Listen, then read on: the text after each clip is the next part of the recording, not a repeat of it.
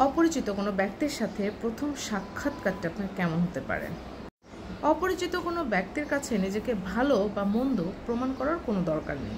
অপরিচিত ব্যক্তিটি যেহেতু আপনার সম্পর্কে কিছুই জানে না, আপনি ওই অল্প সময়ের মধ্যে তার কাছে ভালো হলেও পরবর্তীতে অন্য কারোর কাছ থেকে কোনো খারাপ কিছু শুনে আপনাকে তীব্রভাবে ঘৃণা করা শুরু করবে। তার চেয়ে বরং অপরিচিত ব্যক্তির সাথে আপনি সৌজন্যমূলক কথা বলবেন। আপনি তার সাথে পরিচয় হবেন, আপনি তাকে আপনার নাম বলবেন বা আপনি তার সাথে হাই হ্যালো করবেন এবং বিশেষ করে আপনি চুপ থাকবেন, বেশিরভাগ অংশটুকু চুপ থাকবেন। আপনি অপরিচিত ব্যক্তির সাথে প্রথম সাক্ষাৎকারে আপনি যত কথা বলতে পারেন, যত কথা জানেন, সব কিছু বাদ দিয়ে আপনি 20% কথা তার সাথে বলবেন, একদম 20% কথা তার সাথে বলবেন। এর এক চুল পরিমাণ বেশি কথা তার সাথে আপনি বলবেন না।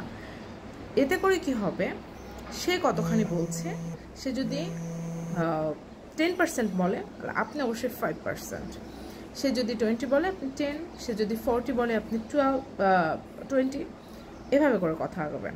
তাহলে কি হবে, আপনি অপর ব্যক্তির সম্পর্কে ধারণা গ্রহণ করতে পারবেন। সে কেমন সেটা প্রথম পরিচয় জানাটা আপনার জন্য দরকার। আপনি কেমন সেটা জাহির করা বা সেটা বলা কিন্তু দরকার নাই।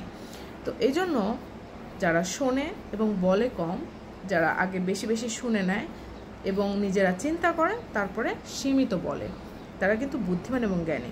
সো আপনি নিজেকে কোন কাতারে ফেলতে চান সেটা একবার ভেবে দেখুন।